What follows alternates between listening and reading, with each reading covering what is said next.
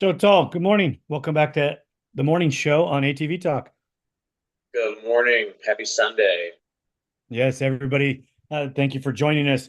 Hey, we missed a couple Sundays. You had some really um, pressing things that you need to get done, which we're gonna get deep into. Before we get into that, and before we get into our normal housekeeping, how did the work you were doing last Sunday go? It was good. It was high pressure. It was not 100% drama free. So, but we got through it, and it all turned out. At first, I wasn't so sure, but it worked out. Go. The weather came through for you and everything worked out. I know that we were concerned about that before you went out there.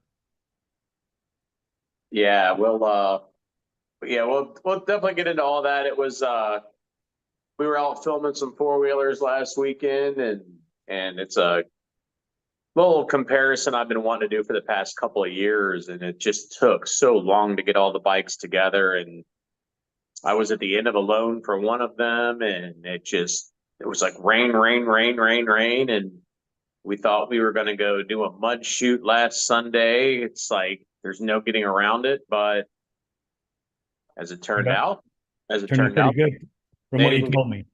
they didn't get as much rain in Dayton as we got here in Cincinnati. So the field section was a dust bowl, and the woods were pretty much hero dirt, except for the ruts, which still had water, but you know, it's the woods.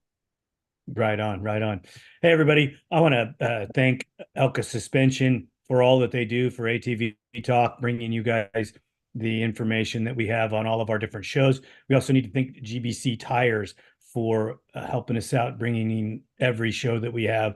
If you're looking for some great tires or some great shocks, make sure you reach out to these companies. They're supplying the industry and they're backing us.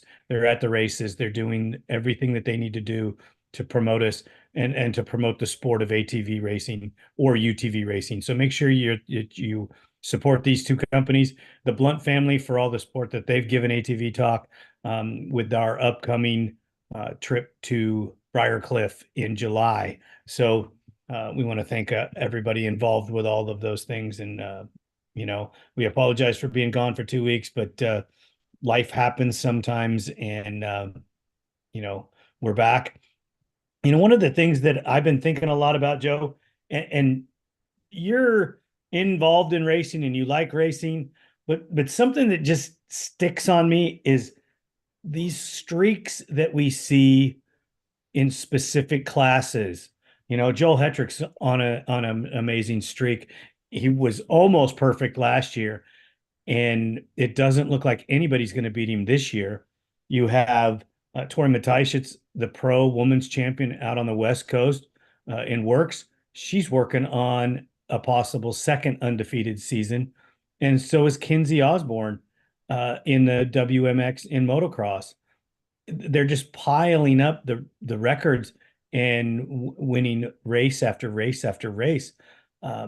It's not unforeseen in our industry, but it's just something that I just find um, pretty spectacular. I don't know how you feel about it. It's just something that I wanted to mention because I think, yes, they get a lot of accolades, but it's pretty impressive what they're doing. I think it's impressive. I think it's impressive. It just depends on how you look at it. I'd like to. I don't know if we could completely unpack it, but if you look back historically, especially at the ATV Motocross series, which was the series that I followed the most in my earlier years in the industry and before I got into it, because I was kind of a track snob. But I just remember back in the day, you had Gus, you had Farr, you had Harold Goodman, you had Shane Hitt, you had Travis Spader. I mean, the list goes on and on and on. And you know, Keith Little, John Natale, Did I say Joe Bird? Well, let's say Joe Bird. It just there was, I'm just trying to figure out now, like, have we gotten to a point, and obviously maybe not for all this series, but just looking at the motocross series, have we gotten to a point where, we have an athlete at the top of the sport that's just on such a higher level than all the other guys that are out there? Or, or no offense to anybody, do we just not have the depth of talent that we used to have? I mean, that's kind of a negative way of looking at it, but you go back 20 years when those guys lined up, you had a number of guys that could win, any given race. Dustin Wimmer. I mean, the list goes on and on and on. So, I don't know what is exactly going on. It's like, is Joel Hetrick just the best rider we've seen, or does Joel Hetrick just not have the level of competition that the guys had 20, 30 years ago? I know a lot of people are out there spending money and going racing, but I don't know. What are your thoughts? You were heavily involved. I think that Joel Hetrick is. We'll use Joe. We'll go with Joel first. And in the chat, they're talking about the exact same things that you just brought up. I think Joel Hetrick has elevated the game in motocross. I really do. I think that there are good, fast riders that he's racing against. You look at Hogue and Ford, Lindquist. These guys are fast. Let's not forget Rastrelli and Mason Jackson. I mean, these guys are fast, and they're not just showing up after a week of sitting on the couch and riding. They are showing up to race, and they're putting it down. They're putting their packages together. They have their suspension dialed. They have the motor packages. I think that these guys aren't going to like this, but I think the motor packages across the board pretty darn close. I don't think that anybody's doing anything better than the other guys, and I don't think anybody's doing anything worse than the other guy. I think they're all pretty even. Joel Hetrick trains at a different level than everyone else, I believe. He's mentally superior. He is not going to lose. Mentally, that kid, I call him a kid, he's a grown man with a family, that man mentally has figured out how to dominate the competition just by showing up. And there's been other riders in our history that have done that. And it's a pretty spectacular thing to watch. Now, if you go into Osborne and you go into Matisich, you might run into some deals where, yes, they have their packages dialed in, but they're lacking a little bit of talent pool behind them. They just hit that moment in time where they're superior because they're very talented, but also there's not the same level of competition for them as well. If you had it at a little different time, maybe they wouldn't be as dominant, but maybe they would be because they are very talented young ladies. We thought Hannah Hunter was never going to get beat. And look, Jessica Elioff and Chloe Harper have come in and really showed that they're wanting that number one plate. Well, Jessica won it last year. So you see some differences like that in these streaks where you just wonder who the greatest are. So they're just asking in the chats, Hogue, 4MX, Lindquist, how would they have done in 2008, 9, and 10? I think that at the level they're at right now, I think that they would have been in the fight at that level. But you're also dealing with factory level teams at that era, which changed the game. Independents do great jobs, but the factories do elevate the game. And, they were factory deals where the factory rigs were rolling in there. It wasn't all satellite. So, and this is at 2008, 2009, 2010, 11, and 12. I mean, there was some really great racing with a lot of great fast guys. I'm not trying to manipulate all the conversation, Joe, but um, man, you have to look at Hetrick alone by himself as a man that is carving his history and raising the bar for everybody. And I'm not trying to talk down about anybody in that class. I'm just telling you that that guy has got something in his package, in between his ears, that the other guys need to figure out before they can beat him. That's the way I see it with Yeah, Joel and the motocross. The ladies, I think we get a little bit more competition, and they may still be just Kinsey Osborne is a phenom, you know. Man, she ran third in the moto in the A moto against the men. oof, Um, that's fast. yeah, I mean, you haven't had a lady that runs that hard since Angela. Angela Butler. Yeah, Angela Yep. Moore. Excuse me. Yeah, Um, let's take it back to her first name, Angela Moore. Yeah, she was incredible. yeah, And she's yeah, it was an wild to watch 11 national title. that started going out and racing the A class and running up front. It's just like what a stud. It's like which you don't normally say about a female, but Angela could she could whip your ass in the track, on the track in the pits. So fortunately, me and her were buds. Hope to run into her again sometime. But yeah, she was fast. So it's cool to see it. It's cool to see, a woman's champ get out there in the A class and just show you like she's not just a fast chick. She's just fast. Yeah, she is. And Kinsey Osborne's kind of like that. She loves to ride. I mean, she's graduating high school here in a few weeks, and yeah, that's kind of crazy, graduating high school. Um, and we don't know what her college career is going to look like, if she's going to further her racing career or go into school, or if she's even going to be able to juggle both. But that young lady, I'd love to see her in the pro sport pro am division. I think that she would develop, because she's still developing as a rider and getting faster and faster. And you brought up a good point as a guy who likes to nerd out on the tech. Um, we're not in a position in the sport anymore where, it's not the early mid 2000s where, oh, this company's got a new bike. These guys are going to go race that bike. They have to develop that bike. I mean, everybody's racing a bike now that has been out essentially since 2009. There's like, how much more can you do with it? How much more power can you get out of it? I think they have to be, you've got a number of good, competent motor builders out there. They have to be nearing the performance potential of that engine, short of just turning it into a 20-minute grenade. And how much more can you get out of that 450 without a new engine, a new platform?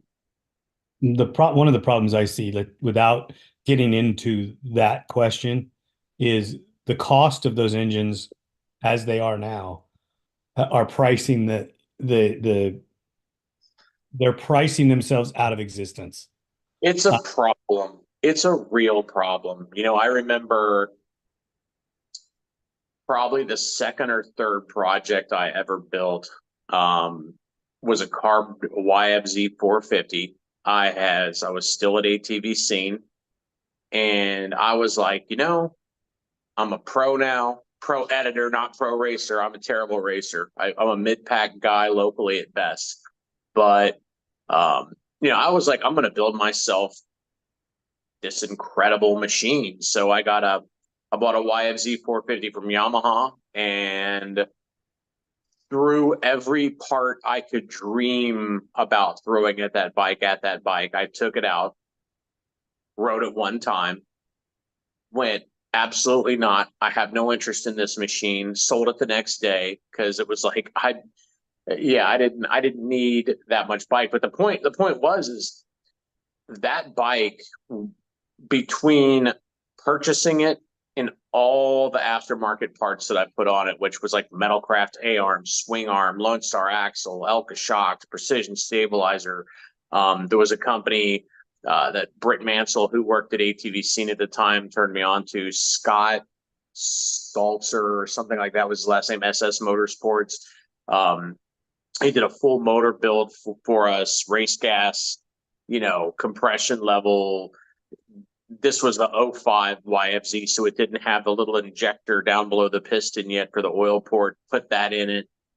Kitchen sink build, Henson clutch. It was like a $25,000 bike, the whole bike, which I was just like, oh my God, I built a $25,000 four-wheeler. Holy, that's wild.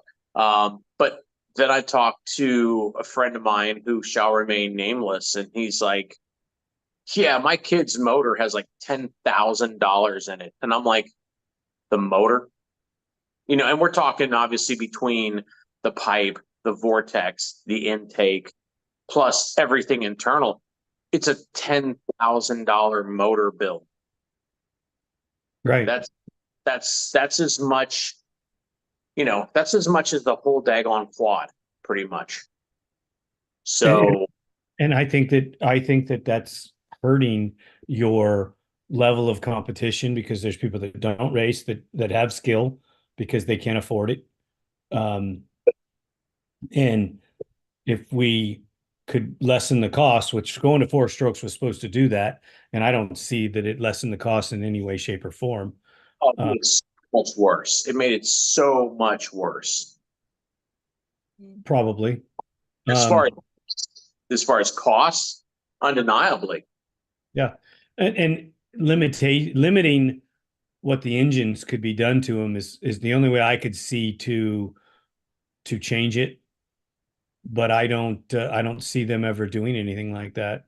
It would be very, very difficult to police. It would add time and money into tearing engines down and checking displacements and things like that, which I don't see the referee or anybody wanting to pay for, because that would add cost as well, because you're taking them apart, and when you put them back together, you need new gaskets and rings, so on and so forth. But something needs to be done, because you have to reel it back in a little. You always talked about, man, we should be able to build 500s or 525s. Well, we'd be in the same boat because we had a bigger displacement engine. I almost wish that they would, decrease the size and force them into not being able to make them hand grenades, because these big motors, you're not going to go run them for 5 hours, 6 hours. You're running them for a qualifier, a practice. Well, maybe you're getting 4 or 5 hours out of the engine, but then they're coming out. They're putting fresh. Respectfully, it's like when guys say to me, like, I wish they'd give us a 250. I'm just like, yeah, I wish for the kids in racings, for their sake, I wish they'd give us a high performance 250, but it's not feasible. It's not feasible. You're not going to see it from a major OEM, because a 95%, I bet you 95% of all the YFZs sold today are not raced. And if a guy's sitting there on the dealer showroom floor, here's the 450, here's the 250. Why is the average guy going to buy the 250? Number one. Number two, if he does, it's a higher RPM, more volatile engine. Like in the dirt bikes, the 250s require more work than the 450s. You slap that in a 400-pound machine, you've just exacerbated the problem. It's just going to be a higher maintenance, type of machine. More RPMs, still pulling 400-pound quad. It's gonna break more, and they're gonna build them, just like they do in the 250 class now. The 450s and Supercross aren't nearly as built up as the 250s. So, yeah, I agree with you. If they went to a bigger engine, like a 500, 550 displacement, yeah, guys would still build the motors. But they're going to do the same exact thing to those. They would. The suspension is going to get better. It would never reach a point where it's like, how much horsepower can you use? And I don't know where they'd cut off, if they cut off, but I think the average racer with some sense, that's just like, I don't need a 60 horsepower engine. I don't need that. I can go faster without it. They would benefit from it. The average consumer would benefit from it. And I think that's the main reason to do it. If they were to go to a little bigger engine, is the average guy out there is going to get a torquier motor. It's going to probably be a little easier to ride because it's going to be a little more torque based than RPM based. So better for the average consumer. I don't know that unless you restrict what they can do in racing, that you're going to solve that problem of the expense and, the volatility of the engine. Well, then you could go if you went to a production class with a 500cc engine, and lock it in and lock that into your pro class, and then you could have your pro sport as your modified class, or your pro-am class could be your modify am class or something like that. The pro sport would most likely be a modified class, where you take that 500cc engine and then do all the modifications to it, and your stock-ish class, your production class, which is your premier class, would be where the factories would get involved, and that's where they would, shine and show off their wares. In that case, I mean, it's just something that we always talk about, and we got a little bit off topic talking about riders instead of machines. As we transition into our next segment, we're going to just cover this real quick. We don't want to forget the long-term champs also, the guys that went out there like Gary Denton and won 8 in a row, Chad Wienen, who's won 8 motocross titles, Barry Hawk, Bill Balance, Walker Fowler, these guys, Bo Barron won multiple times in works, 11 times. He's working on 12. He's 3 points behind Travis Damon right now. And he's 43 years old. Damon's hasn't even got to 30 yet. I mean, that does matter. Eichner won 5 works titles and 7 Pondevue titles. That's unheard of. For a rider in that style of racing. So you have all of these guys that have done all these things. We are worried about the fan base when you have a streak with a guy like Hetrick. Does it draw the fans away? In the beginning, it draws fans too, but in the middle, it starts to hurt us a little bit.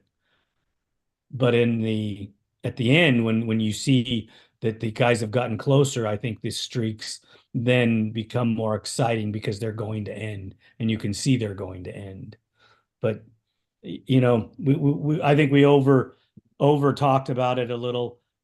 It's a lot of fun for me. I really respect these people that do these things, and I just wanted to talk with you about it to get your opinion on it. Yeah, and just to close it out, I think that I've thought since the first year I was in the industry in 2004 professionally, that the motocross series is flawed. We race, I was a 2-wheeler guy before I was a 4-wheeler guy. And then I saw the light, and, but they have Lorettas, they qualify at a local level, and it's a fight to get in on dirt bikes, and it's still expensive. But, you got to do area qualifiers, regional qualifiers, and then you got to get to the main show and go race for a week for your national title. And I know a family locally here that, fought to get to Loretta's. The Mages family was Stephen Mages. He raced arena cross, and did pretty well, had a good run. And that was very expensive. But a quad costs a lot more to build than a bike. And the amateurs have a lot more local racing to do on 2 wheels. But to race for that national championship, you got to race 3-4 times. In our series, you're building a bike that costs 40% more to build. And then you got to go race an entire series with it. Like, you have to run a pro schedule as an amateur. It's no wonder that motocross is dying. And I hate to say it like that, but there's not much local scene. That's a lack of bikes. And, at the national level, it requires so much income to do it. I promise you, Joel Hetrick, as good as he is not the fastest guy on a sport quad, not even close. There's a kid out there that will smoke his ass, but he can't afford to run because it's just too expensive. You got to run all those races. You got to build a $10,000 motor. It's something different needs to be done. But will it happen? I don't know. Oh yeah, I don't know either. But we did talk earlier in our show about a special get grouping of sport machines that you got together. We're going to transition into that and talk about those machines because I was intrigued by some of the things that you were telling me off the air about them. And let's just get into the ride that you had last Sunday and the shootout that you had. You had the Polaris Scrambler S, the Can-Am Renegade 1000, and the Raptor 700. You took them out to a riding area out in Ohio and shot some video. Give us a rundown on these machines. Yeah, so obviously we don't have a bunch of machines in the same segment like we did back in the 2010s and the 2000s. But there are a few sport machines on the market. They're just very different, and if you're a racer, you Something pretty much, what's that? Something went on with the Wi-Fi and you stuttered. Oh, I don't know what it was. Wife's probably downloading. No, I was saying, if you're a racer, because we don't have a bunch of bikes in the same class like we used to. And not just the two-wheel drive sport quads, but really any kind of sport quad, because you have sport 4x4s.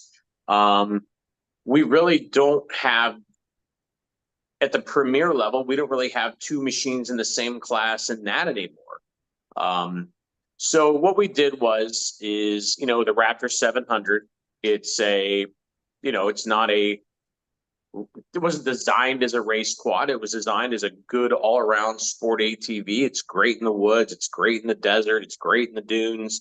It's pretty much a fun, fast all-arounder. Then you have, the Renegade 1000, and we didn't really do YFZ 450R for this because we kind of felt like this was more for the average guy.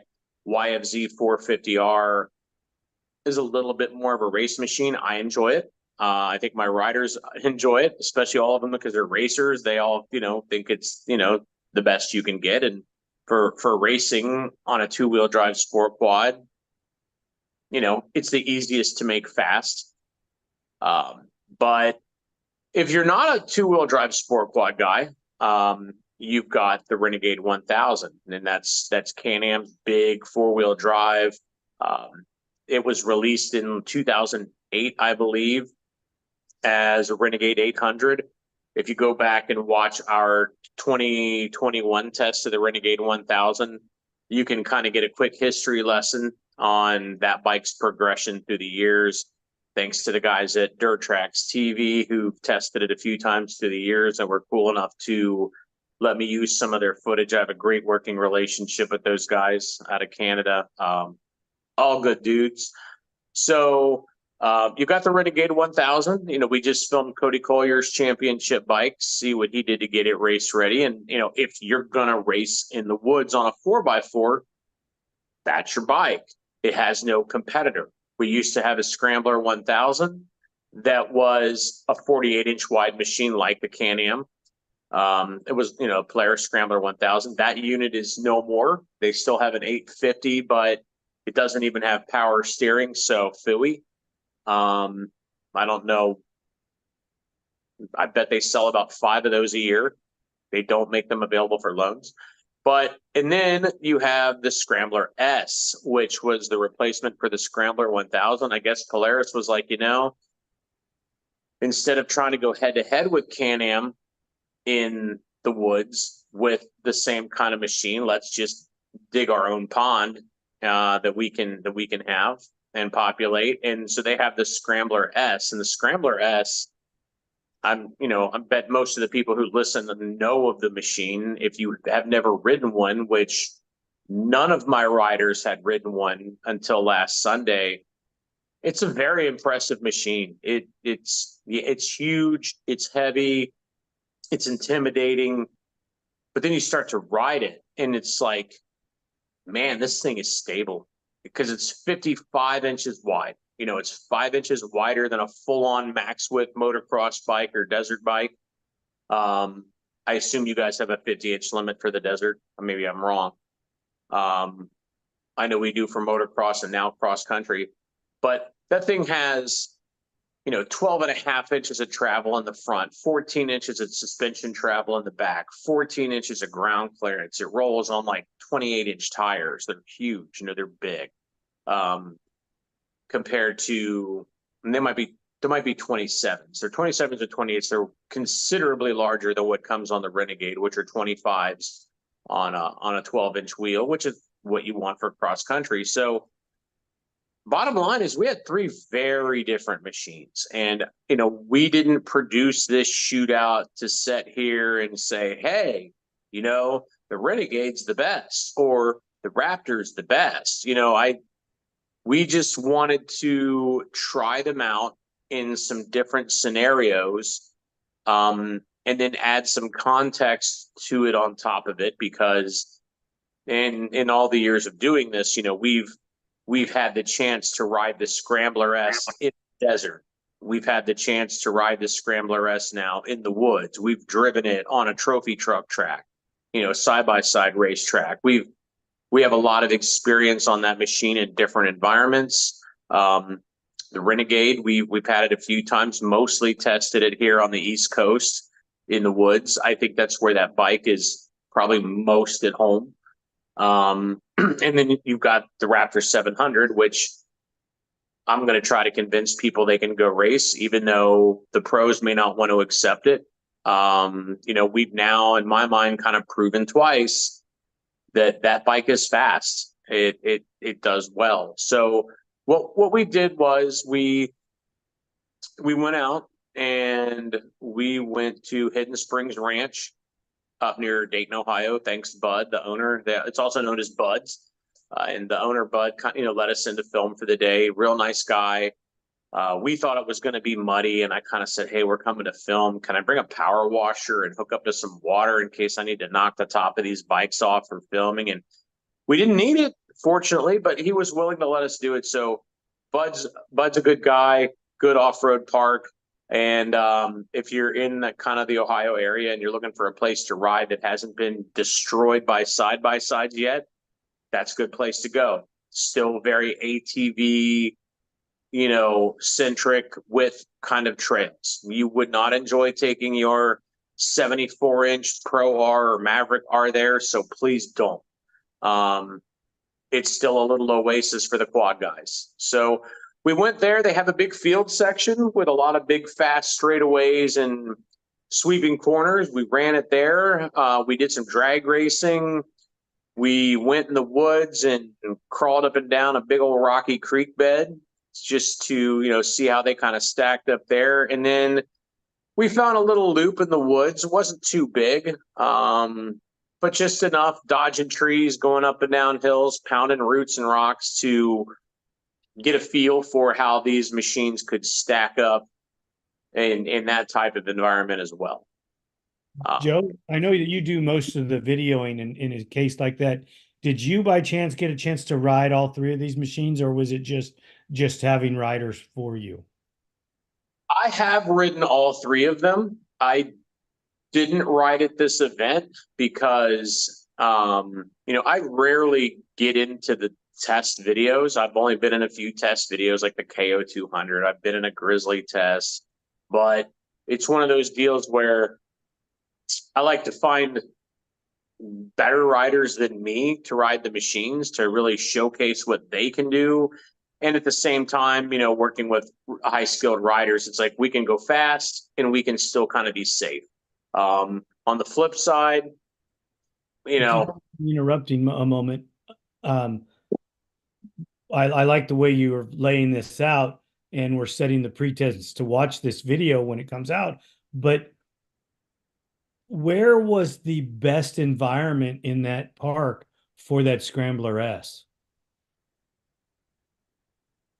the Scrambler S is really pretty versatile. I can tell you it's not a tight woods machine.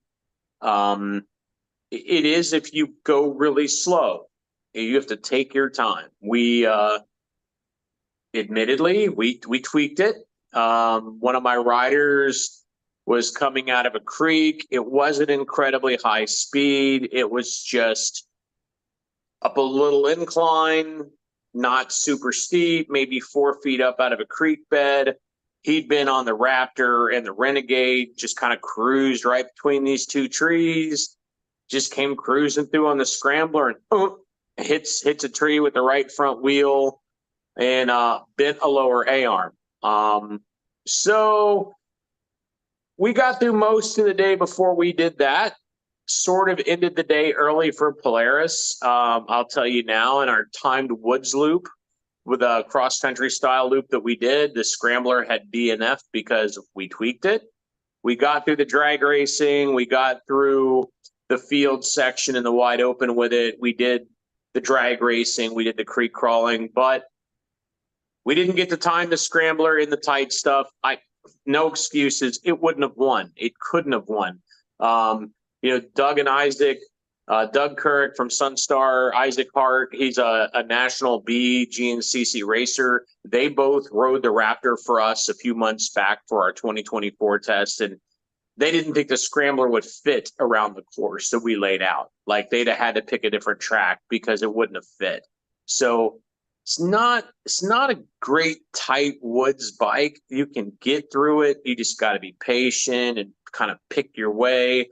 Where that thing really shines is if you go to Hatfield McCoy, great machine. Windrock, great machine. If you're going to a park that's highly populated with side-by-side riders where all the trails are 70 inches wide and the rocks are just sticking out of the ground everywhere because they've just eroded all the dirt away to where you're riding on just rocky, rutted, nasty trails, that's your quad, period. Like, you will have more fun.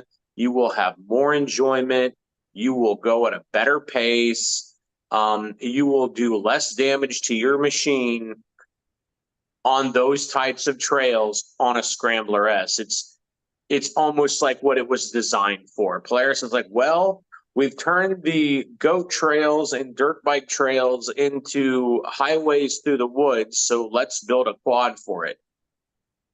And they did. If you're stuck in a rut going up or down a hill and it's off camber and it's off kilter, I mean, that thing's just stable. In deep ruts, not a problem. It's almost like, do you need snorkels to use it as a mud machine when the thing's already sitting that high off the ground? I mean, you kind of do, because the intake for the CVT is under the rear fender, which is a ridiculous place for it. But take care of that, and that thing can get through quite a bit of mud without even doing snorkels for the intake, just because it's high up. It's got so much travel. I'm a big fan of that quad. We've, in previous testing, in our first go-around with it, when we went to the first press launch, we did it out west in the desert. And Ed Texera from Texera Tech, who's a former pro desert racer on sport quads, he was out there just white-knuckling it through the whoops, and that thing just eats it. Like, and that's one thing. Like, when we did our field testing, without giving it all away, but when we did our field time tests,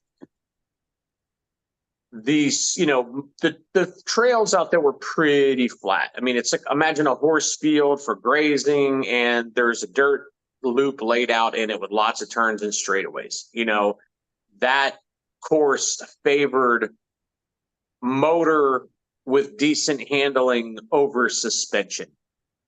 had that track been whooped out, like if it had been laid out in the desert, same dimensions, same length straightaways, but just added, 2 foot deep whoops everywhere, it would have even been close. Like that scrambler would have ran away. I maybe the Raptor could have gave it a little bit of a run in that situation, but it would have annihilated the Renegade. The Renegade, when you start hitting deep whoops, that quad comes unglued. But you're talking about 51-inch wheelbase on the Renegade with a 48-inch width, 9.2 inches of travel up front, 9.9 inches of travel out back, versus, I'm not sure off the top of my head what the exact wheelbase is of the Scrambler, but if the Renegade's 51, then that thing is probably 57-inch wheelbase. It's probably 6 inches longer wheelbase. It's 55 inches wide. You've got over 3 inches more travel in the front and about 5 inches more travel in the back. So with that wheelbase with ground clearance, I mean, that thing just, you could pound it. It sounds more like a UTV you ride instead of drive. That is a basically word for word something I've heard come out of a lot of other people's mouths. I was really happy my buddy Aaron Meyer came out. He's my oldest, longest standing test rider since I've been in the industry. And he was a motocrosser. He raced up to the pro-am and pro level. And he was saying, because he ended up with a Ranger. He's gone through sport quads, got into side by sides. He currently has a Ranger, a Polaris Ranger, which is a utility side by side. He bought the 6-seat version because he has 3 kids, and you can't put 3 kids, mom and a dad, in a 4-seat side by side. So he went and bought a Polaris Ranger 6-seater, and he's riding that scramble, and he says, "Man, if I could just get Emily, his wife, to drive the Ranger when we go out on side-by-side trips, I really wish I had one of these to where I could enjoy riding a four-wheeler, but yet this thing would be totally capable of handling the terrain of the side-by-side trails." And our Raptor was heavily armored. We had full GYTR skid plates on it. And yeah, we're glad we did, because when we started, rock crawling, I could tell you the bottom of those skid plates, they paid for themselves, because they're beat to shit. But the quad's not. So kids, buy skid plates. It worked out. The Scrambler is a very neat machine. If you haven't ridden one and you have a friend that has one, I would try to convince them to let you take it for a nice, gentle ride, and try to. One of the things that I enjoy, one of the reasons I enjoy talking to you so much, is your diversification. You've ridden so many different machines. So you like the Scrambler S, you like the Renegade for what it does. You like the Raptor 700 for what it does. And then you can jump on a traditional sport quad like a YFC 450R and give us some input and tell us what you like about that. And, I come from a pure sports quad background where it's, we don't get to see many of the 4-wheel drive units or anything that's not in the mainstream. So I've gotten to ride a few of them and got to do a little bit of things like that, but nothing like you do. And it gives me I got to ride the big Polaris on one of our photo shoots, and it was out in the sand dunes, and I just wasn't able to connect. It was me, not the machine. You know which model it was? I think it was the Polaris S or the Scrambler S. It was huge. How many years was it? Pardon? How many years ago was this? Last year. Okay, yeah, could have been a Scrambler S. And You it know, because you were up on that thing. Yeah, you were up higher. It was wider. Yeah, it was stable. It did everything that it was supposed to do. It was almost a little intimidating because you were so high, so big. When you go from a compact sport quad that you're riding in the dunes. They're totally different worlds. And So that's how all my riders kind of felt going into this test, because none of them had ridden it. And then they all see it in person sitting next to the Renegade and the Raptor 700. And they're just like, good Lord, that thing's huge. You look at it and everything, as an ATV rider is like, oh man, that thing's going to be so top heavy. That seat height is nosebleed. That's like a dirt bike seat height. And it is. You're setting almost as high as you'd set on a dirt bike on that thing. But it's so sprawled out. It's so long. The suspension sits down in that travel to where, you're not sitting there with 14 inches of travel and you're just sitting there totally jacked up. It squats down. By the time we were done in the field section and everybody had ridden it, they were all like, that thing is way better than I thought. Like, first couple turns, I was like, oh boy. But then once I realized how stable it was, it's like, oh yeah, this thing can go. Yeah, Polaris did a good job with that machine. I got to ride it in the dunes with Nobby. Say that again. I got to ride it in the dunes with Nobbies, which I prefer Nobbies in most environments anyways, but it did drift. And there again, I wish that I wouldn't have been there for the reason we were there. I was there working, doing a story on some sport quads, not there to ride that machine. So my focus and intent was not to spend a lot of time on it, even though the magazine guys were raving about it. They were loving it. They'd been riding in the dunes and having a great time with it. And yeah, I can totally see it was comfortable. It really was. And I don't know if you recall or not, but do you know if you were riding it in 2 or 4-wheel drive? I think it was in 4-wheel drive. Okay. Yeah, because all these 4x4s, they just don't handle well unless they're in 4-wheel drive. The reason being is because the magazine guy said when you put it in 2-wheel drive, it is a little squirrely. You put it in 4-wheel drive and it just makes it even more stable in that environment, and was just a funner ride than having it in 2-wheel drive. Yeah, and all the 4x4 racers, and we're talking, and this is an ATV, and even in side by sides, like 2-wheel drive, why? You don't need it. You're not going to make your time hucking those things into corners and drifting like you're on a TT track on a 2-wheel drive sport quad. They go fastest in 4-wheel drive because it's like an all-wheel drive car. Remember when Audi first came into the automobile racing scene with a Quattro back in, I think, the 80s, all-wheel drive, rally car, GT car. It's like that thing was killing everybody because it was all-wheel drive. And, same thing with these big 4x4s. You slap them in 4-wheel drive and just leave them there. And now all of a sudden, they don't push. The front end pulls you through the corners. You're on rails. So that's exactly exactly what I was going to say. Joe, we're going to have to transition here for a moment, because you have some stories coming out here soon, and I'd like you to tell us what you got coming, and then I have some things that ATV-TALK has coming. Well, boy, we got a lot of work going into the spring. Normally, we don't get our units till October, November, and it's starting to get cold and it's rainy and it's crappy. But, we had a lot of 2024 stuff hanging out late in the season. So I'm racing as quickly as I can to try to get some stuff done. To wrap up this shootout, not picking a winner.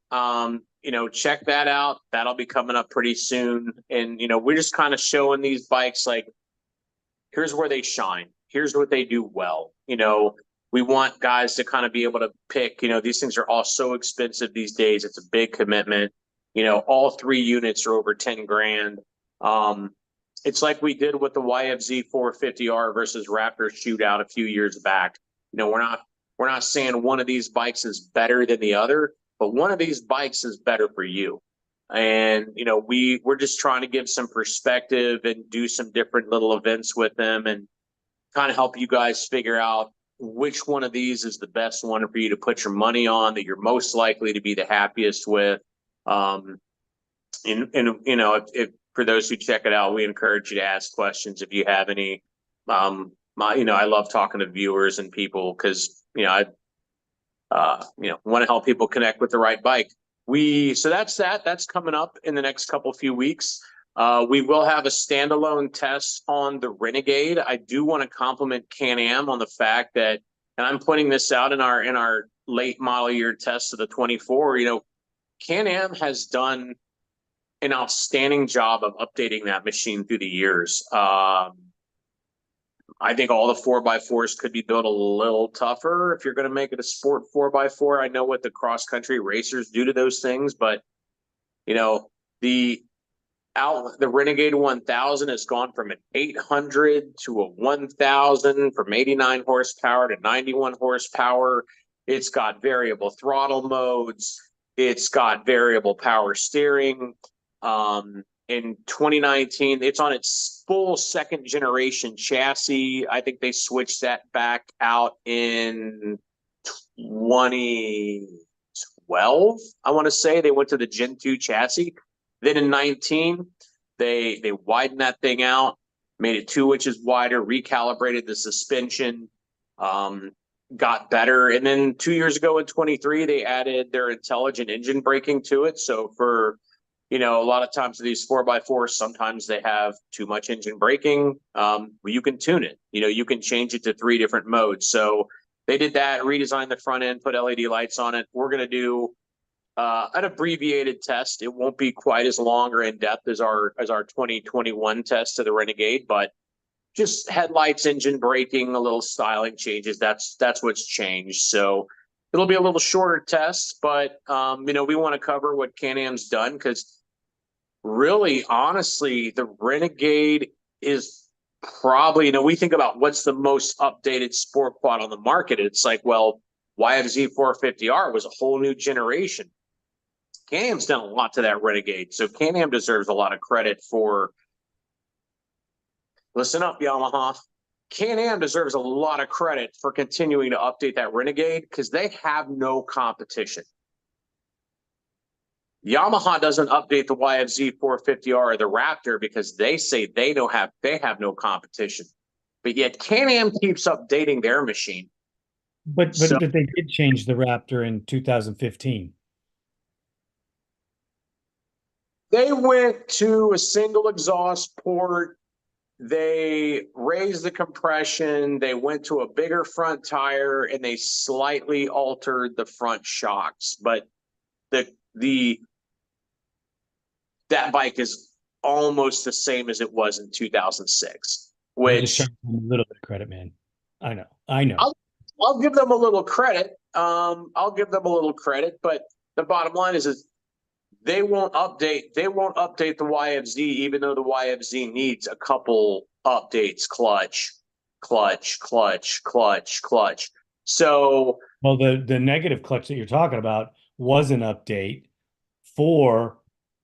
I don't even want to get into what I'm not going to say. I'm not going to say what I want to say, but that was an update that didn't work. That they should update it to fix the problem that it created.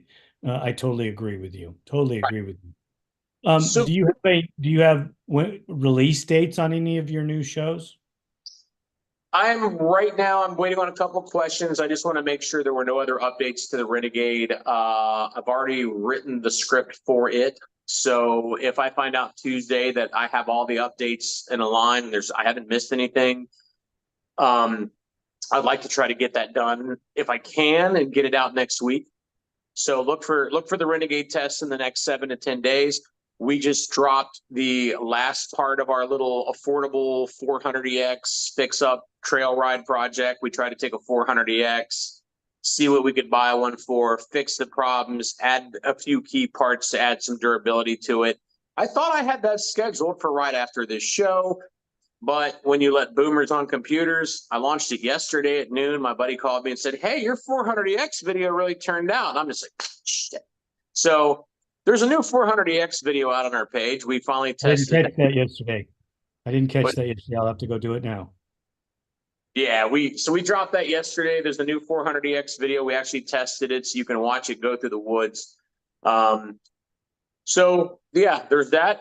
The Renegade test will be out in 7 to 10 days. We're gonna finally do our race report video on our Raptor 700 race at GNCC. Tell everybody how that went, which may come out before or after this little shootout between these other three machines. I may do the shootout first just because they're all 24s.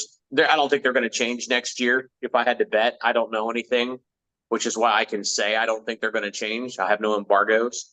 So it should still be relevant. And then if you're a side-by-side person, we just filmed a Maverick R versus Pro R shootout for our channel UTV On Demand. I can tell you it's very competitive. Neither one of those cars kills the other. Each one has some unique strengths and weaknesses. Yeah, so we'll be dropping a test to each one of those machines, followed by a shootout. Dates, I don't know yet, but Okay. waiting on help from Alan Knowles to get me some interviews on those cars. And we'll Come on, get your job done. So we have a Raptor story coming out probably today. At some point before the end of the evening, we'll be launching a story on a Raptor. We also we're going to travel back in time, and I know this has nothing to do with ATVs, but we are a motorsports company, and I was invited to a Model A pickup or a Model A event with my father, who has a Model A. And I thought it kind of intriguing, and we're going to put out a little video on the Model A's and just show you that the workshop that they're built in here in Southern California and some of these machines that they've produced. Just in a little short video for that. We also have a YFZ 450R video that will come probably in the next month, along with all the other stories that we do. Things are heating up, Joe, as far as summer's coming, and that's going to get exciting for everybody. You're still supposed to come out to the West Coast at some point. We're waiting because we want to make sure that we connect with you when you come. I don't know when that's going to happen, but you keep telling me it's going to happen. So keep up the good work, Joe. And anybody that's not subscribed to ATV On Demand or UTV On Demand, you need to go do that. Check out your 400EX build. If you haven't subscribed to ATV-TALK, a motorsports podcast, please do so. This is how we grow. These are how we bring you more shows and bring you more information. So please help us in that fact. We're not asking for any of your money. We're just asking for you to push a little button and watch some videos. Joe, in closing, I want to thank you so much for coming on. I really appreciate your insights on what you believe in the racing community and how you present your stories for the sport quad information that we get. No, please forgive me. I don't watch a lot of the UTV stuff. I'm sorry. It's okay. It's okay. It doesn't. I have mixed feelings. I mean, I like side by sides a lot. I'm a sport quad guy at heart. I like side by sides a lot. I have mixed feelings on that industry. Maybe we get into it sometime. About thoughts, concerns, what I like, what I don't like. But they're cool. They're doing a lot of good for the power sports industry. And I think they definitely have their place, but then they come with their own unique set of issues. Well, on Tuesday at 5 o'clock Pacific Standard Time, we're going to be talking to Cynthia Prefontaine. She raced in Morocco. I cannot even pronounce this. It's a women's only rally It's old school. They don't use technology. They just hand them a map and they have to navigate with the map from point to point. And her team actually won it. So check that out on Tuesday at 5 o'clock Pacific Standard Time. I believe she's going to come on the Instagram Live on Wednesday with us as well. Pretty interesting young lady. She raced sport quads and now she is a consultant for like Sarah Price and other sports enthusiasts. She also does wilderness training. So pretty intriguing young lady. So Yeah, sounds interesting. awesome. Joe, we're gonna end it here today on time because I actually have another appointment to deliver some machines to a excited customer that wants to go ride in the sand dunes. Good times. Yeah, that sounds good. That's I probably won't get to ride quads today, but I'm gonna go wolf down some breakfast and go do some mountain biking. You have a great time. Joe, as always, thank you so much for your time, brother. I hope you have an amazing rest of your Sunday, and I'll catch up to you soon. Thanks, buddy. You too. Take care. Talk to you later, brother.